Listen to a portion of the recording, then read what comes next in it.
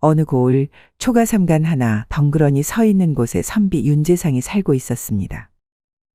그는 대대로 벼슬 없이 글만 읽고 살아온 집안의 자손이었습니다. 가난을 숙명처럼 여겼고 학문만이 곧 선비의 길이라고 믿었습니다.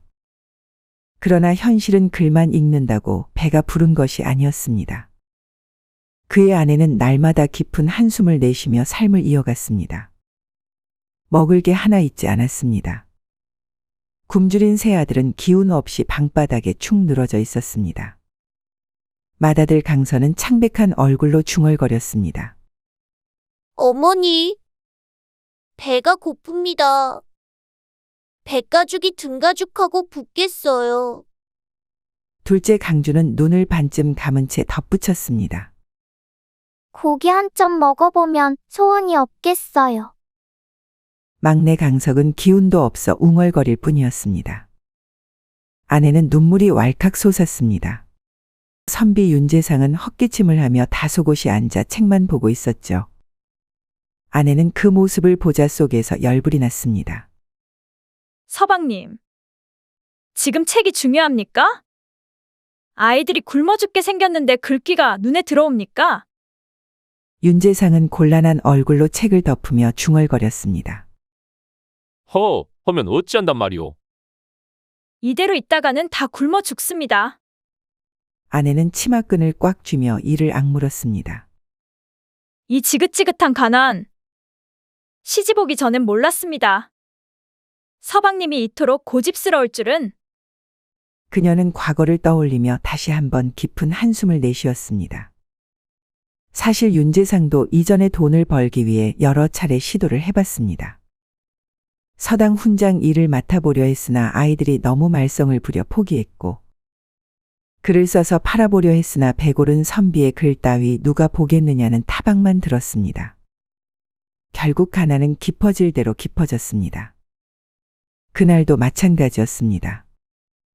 방 안에서는 아이들이 신음소리를 내고 부엌에서는 아내가 쥐어짜듯 밥이 될 만한 것이 있는지 찾고 있었습니다. 그러다 마침 가을거지 철이 다가왔다는 것이 떠올랐습니다. 서방님, 왜 그러시오?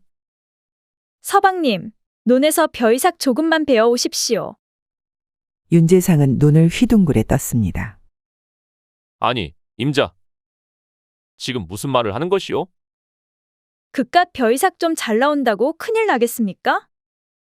온 동네가 가을거지 준비로 바쁜데 누가 신경이나 쓰겠습니까? 허참. 아무리 그래도 남의 곡식에 손을 댈 수는 없소. 그럼 어쩌자는 것입니까? 우리가 다 굶어 죽어야 정신을 차리시겠습니까? 윤재상은 입술을 앙다물었습니다. 양심이 허락하지 않았으니까요. 하지만 아이들의 창백한 얼굴과 아내의 절박한 눈빛이 가슴을 찔렀습니다. 결국 그는 깊은 한숨을 내쉬었습니다. 알겠소. 다만 내 이 손으로 도둑질은 못하겠으니 단 한 줌만 가져오겠소. 그것만으로도 좋습니다. 제발 좀 다녀오세요. 그날 밤 윤재상은 낫을 들고 밖으로 나섰습니다. 그는 조심스레 논으로 향했습니다. 논둑을 따라가던 그는 심장이 두근거리는 것을 느꼈습니다. 도둑질은 아니라고 스스로 다독였지만 떳떳하지 못한 것은 사실이었습니다. 그는 논 한가운데 멈춰서서 조심스레 벼이삭을 움켜쥐었습니다. 낫을 들어 한 번에 싹둑 자르려는 순간 갑자기 등골이 오싹해졌습니다. 마치 누군가 자신을 지켜보고 있는 듯한 느낌이 들었습니다. 그는 고개를 들어 하늘을 바라보았습니다. 그곳에는 유난히 밝은 샛별 하나가 반짝이고 있었습니다. 마치 살아있는 듯한, 심지어 자신을 내려다보며 한숨을 내쉬는 듯한 기분이 들었습니다. 윤선비, 이게 그대가 배운 도리인가? 아무도 말하지 않았는데도 별이 그렇게 묻고 있는 것 같았습니다. 그는 손에 들고 있던 낫을 내려놓았습니다. 그리고 한숨을 깊이 내쉬며 몸을 돌렸습니다. 차라리 굶어 죽는 한이 있어도 네, 이 손으로 도둑질은 못하겠다. 그는 빈손으로 집으로 돌아왔습니다. 하지만 아내의 반응은 차갑기 그지없었죠. 서방님, 설마 빈손으로 온 것입니까? 할 수 없었소? 새별이 지켜보고 있는 것 같아서 도저히 뭐라고요? 그 별이 나를 보고 있는 것 같았소.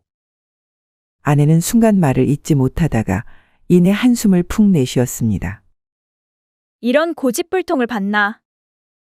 서방님, 그러면 그 샛별한테 쌀 좀 빌려달라 하세요. 내일 아침까지 아무것도 못 먹으면 그때는 무슨 일이 있어도 별삭을 베어 오십시오. 아이들이 더는 못 버팁니다. 윤재상은 깊이 생각에 잠겼습니다. 내일 날이 밝으면 산에 가서 칡뿌리라도 캐오겠소. 미안하오.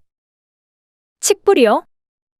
아내는 결국 머리를 쥐어뜯으며 방으로 들어가 버렸습니다. 윤재상은 고개를 떨궜습니다. 다음 날 아침 그는 이른 새벽부터 산으로 향했습니다. 그러나 문제는 칡뿌리가 생각보다 쉽게 보이지 않았다는 것이었습니다. 땅을 파헤치고 덩굴을 잡아당겼지만 번번이 실패했습니다.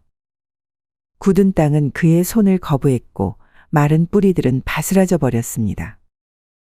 이런 칡도 나를 외면하는구만. 칡 몇 뿌리를 캔 그는 저자를 지나 집으로 향하고 있었습니다. 그리고 그곳에서 풍겨오는 구수한 냄새. 이것은 국밥 냄새가 아니던가. 그것은 갓 지은 쌀밥, 김이 모락모락 피어오르는 장국. 그리고 노릇노릇 구운 생선의 냄새였습니다. 아니야, 나는 선비로서 채통이 있지 않은가.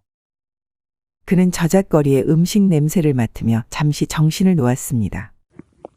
배에서 들리는 꼬르륵 소리가 그를 더욱 처량하게 했습니다.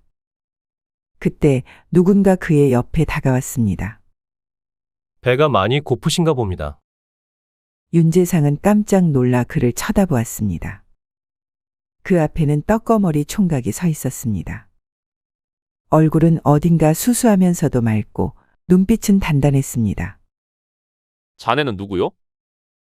저는 그냥 갈 곳 없는 떠돌이입니다. 혹시 나리댁에서 머슴살이를 할 수 있겠습니까? 윤재상은 난감한 얼굴을 하며 손사래를 쳤습니다.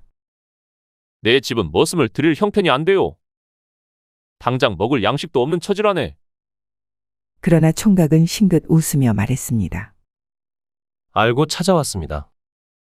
제가 도와드리면 살 길이 생길 것입니다. 아니, 그게 무슨... 배가 많이 고프신 것 같은데 우선 따뜻한 국밥 한 그릇 하시지요. 마침 제가 몇 푼 가지고 있습니다요. 그 말에 윤재상은 움찔했습니다. 그의 자존심은 지금 저자에서 팔고 있는 따끈한 국밥 한 그릇보다 약했습니다. 그러나 선비의 채통은 끝까지 지켜야 했습니다. 참. 이래봬도 나는 채통 있는 선비라네. 국밥 한 그릇에 흔들릴 사람이 아니오. 그럼에도 불구하고 그의 배는 꼬르륵 소리를 내며 반박했습니다. 총각은 피식 웃으며 말했죠. 그럼 바로 선비님 집으로 가시지요. 아니 정 대접하고 싶으면 마다하지 않겠네. 끼니를 때운 윤재상은 총각과 함께 집으로 향했습니다. 집 앞에 다다르자 아내가 방문을 박차고 나왔습니다. 서방님, 또 빈손이십니까? 그게 말이오. 이제는 변명도 못하시네요. 이 사람은 또 누구랍니까? 아내는 떡거머리 총각을 보자 눈살을 찌푸렸습니다. 윤재상은 멋쩍게 웃으며 총각을 가리켰죠. 이 사람이 말이오. 우리 집에서 머슴살이를 하겠다 하오. 아내는 어이없다는 표정으로 총각을 훑어보았습니다. 머슴이요? 우리 집에요? 아이고, 서방님. 머슴에게 줄 밥 한 그릇도 없는데 무슨 머슴을 둡니까? 총각은 태연한 얼굴로 말했습니다. 부인, 너무 걱정하지 마십시오. 저를 거두어만 주신다면 모두 먹고 살 방도를 마련할 것입니다. 그 말에 아내는 황당해하며 윤재상을 바라보았습니다. 윤재상은 아내의 눈치를 보며 말을 꺼냈습니다. 한번 믿어보십시다. 농이나 할 것 같이 생기진 않았잖소. 그렇게 총각은 윤재상의 집에 머물게 되었습니다. 다음 날 아침 윤재상은 어김없이 책을 펼쳤습니다. 그러나 글자가 머릿속에 들어오지 않았습니다. 방에서 아이들이 꾸르륵 소리를 내며 잠꼬대를 하는 것이 들렸습니다. 아내도 물 한 사발로 배를 채우며 한숨을 쉬었습니다. 그때 머슴이 태어난 얼굴로 말했습니다. 나리. 이제 책을 접고 품을 팔러 가시지요. 허허, 자네, 무슨 말을 하는 것인가? 나는 평생 글을 읽어왔네. 품을 파는 것은 내 채통에 맞지 않아? 채통이요? 채통도 배가 불러야 유지되는 것 아닙니까? 어제도 국밥 냄새 맡으며 침을 삼키시던데. 그건 그러시다면 오늘은 더 강한 냄새를 맡으러 가야겠군요. 마침 김진사 댁에서 가을거지를 한다기에 제가 일자리를 마련해 놓았습니다. 아, 글쎄, 참을 5번이나 준다더군요. 윤재상은 눈을 동그랗게 떴습니다. 나를 위해 일자리를 마련했다니. 아니, 나는 평생 농사일을 해본 적이 없다니까. 그래서 가르쳐 드릴 것입니다. 첫걸음이 어려운 법이니 한번 배워 두시면 평생 굶지는 않을 것입니다. 하지만 어제도 부인께 호되게 꾸중을 들으셨지요?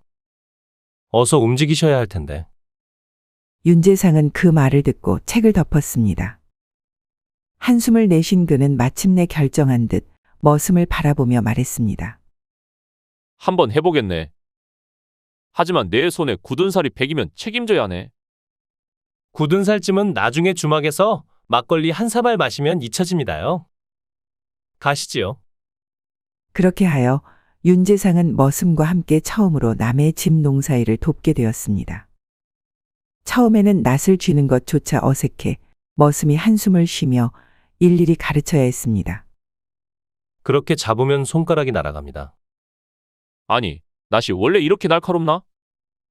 그럼요. 날카롭지 않으면 별을 벨 수가 없습니다. 그래도 너무 위험하군. 조심하셔야 합니다. 정신 집중하십시오. 윤재상은 머슴의 지시에 따라 서툴지만 한 묶음씩 벼를 베어 나갔습니다. 처음에는 손에 힘이 없어 잘리지도 않았고 낯선 동작에 허리는 금세 아파왔습니다. 하지만 시간이 지나면서 점점 손에 익어갔습니다. 그렇게 하루를 꼬박 일하고 나니 윤재상은 온몸이 아팠습니다. 그러나 품값으로 받은 쌀 한 대를 보자마자 피로가 싹 풀렸습니다. 집으로 돌아와 쌀을 내놓자 어머나, 이게 웬일이십니까? 이게 얼마 만에 보는 쌀입니까? 허허, 나는 원래 하면 잘하는 사람이요. 그러십니까? 그럼 내일부터 계속 나가시면 되겠군요. 그것은 좀 더 생각해보고. 별 말씀을요. 내일도 저랑 꼭 나가실 겁니다. 그렇게 하여 윤재상은 날마다 머슴과 함께 농사일을 거들었습니다. 처음에는 힘들었지만 점차 익숙해졌고 겨울이 다가올 즈음에는 굶지 않을 만큼의 양식을 마련할 수 있었습니다. 그해 겨울은 그럭저럭 굶지 않고 넘기게 되었습니다. 이듬해 봄이 되자 머슴은 새로운 제안을 했습니다. 나리. 이제부터는 남의 집 품만 팔 것이 아니라 직접 논밭을 일구어야 합니다. 윤재상은 놀라며 되물었습니다. 우리 집에 논밭이 없는데 어찌 농사를 짓는단 말인가? 노는 땅을 빌리면 됩니다. 마을에는 경작하지 않는 땅이 많습니다. 그 땅을 빌려 우리가 직접 농사를 짓는다면 더 많은 양식을 거둘 수 있습니다. 윤재상은 한참을 고민하다가 마침내 고개를 끄덕였습니다. 좋네. 해보세. 머슴은 활짝 웃으며 대답했죠. 멋지십니다. 저만 믿고 따라오시지요. 그렇게 하여 그들은 마을에 노는 땅을 빌려 논밭을 일구기 시작했습니다. 윤재상은 처음에는 서툴렀지만 머슴의 가르침을 따라 점차 농사에 익숙해졌습니다. 그렇게 한 해를 보내고 가을이 되었을 때 그들은 풍성한 수확을 거두었습니다. 곳간에는 쌀이 가득 쌓였고 마침내 윤재상의 집에는 다시 웃음소리가 들려오기 시작했습니다. 가을이 깊어가면서 윤재상의 곳간은 쌀로 가득 찼습니다.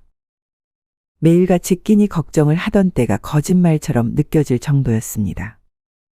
아이들은 배불리 먹으며 얼굴에 생기가 돌았고 아내도 더 이상 한숨을 쉬지 않았습니다. 머슴과 함께 땀 흘려 일한 결과는 기대 이상이었습니다. 그러던 어느 날 머슴이 윤재상에게 다가가 말했습니다. 나리, 저는 이만 떠나겠습니다. 윤재상은 깜짝 놀라 머슴을 바라보았습니다. 떠난다니. 갑자기 무슨 말인가? 이제 이 집도 양식 걱정을 하지 않으니 더 이상 제가 있을 이유가 없지요. 자네가 떠나면 어찌 된단 말이야? 우리 가족을 살려준 은인인데 내 어찌 그냥 보낼 수 있겠소? 부디 남아주게. 내 그 은혜를 갚아야 하지 않겠나? 그러나 머슴은 조용히 고개를 저었습니다. 제가 여기서 해야 할 일은 끝났습니다. 윤재상은 안절부절 못하며 말했습니다. 허면 적어도 사금 받아가게. 사경이라도 받아야 내 마음이 편할 것이네. 나리, 지난해 논에서 벼이삭을 자르려다 그만둔 일이 있었지요. 그 마음 씀씀이가 어찌나 귀한지 저는 그것을 보고 돕기로 결심했을 뿐입니다. 저 때문에 마음 쓰지 마십시오. 그럼 건강하십시오. 그 말을 남기고 머슴은 뒤로 물러섰습니다. 그런데 그 순간 몸이 점점 희미해지더니 연기처럼 사라져버렸습니다. 윤재상은 눈을 동그랗게 뜨고 그 자리를 바라보았습니다. 아니, 이게 무슨 일이란 말인가? 그때 아내가 부엌에서 나와 물었습니다. 서방님 왜 그러십니까? 그게 방금 전까지 여기 있었는데. 뭐가 말입니까? 윤재상은 머슴이 사라진 자리를 멍하니 바라보았습니다. 그러고 보니 머슴이 이 집에 머무는 동안 새벽녘에 뜨던 샛별이 보이지 않았다는 사실이 떠올랐습니다. 그제야 윤재상은 깨달았습니다. 그는 조용히 하늘을 올려다보았죠. 그리고 그날 밤 오랜만에 새벽 하늘에 샛별이 떠올랐습니다. 그 녀석이 샛별이었구나? 그날 그곳에 떠있던 샛별. 그날 이후 윤재상은 더욱 부지런히 일하며 살아갔습니다. 낮에는 농사일을 하며 밤에는 글 공부를 놓지 않았죠.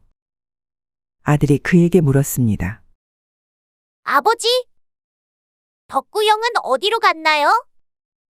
윤재상은 하늘을 가리키며 말했습니다. 저기, 저 샛별을 보아라. 그는 원래 저기 있던 사람이다. 우리 가족을 도와주기 위해 잠시 내려온 것이지. 샛별 무슨 말이야? 아들은 눈을 반짝이며 하늘을 올려다보았습니다. 그래? 하늘이 보고 있었던 것이야. 머슴이 사라졌지만 그가 남긴 가르침은 윤재상의 마음속에 깊이 새겨져 있었습니다. 그리고 그는 평생토록 그 가르침을 잊지 않고 정직하게 살아갔습니다.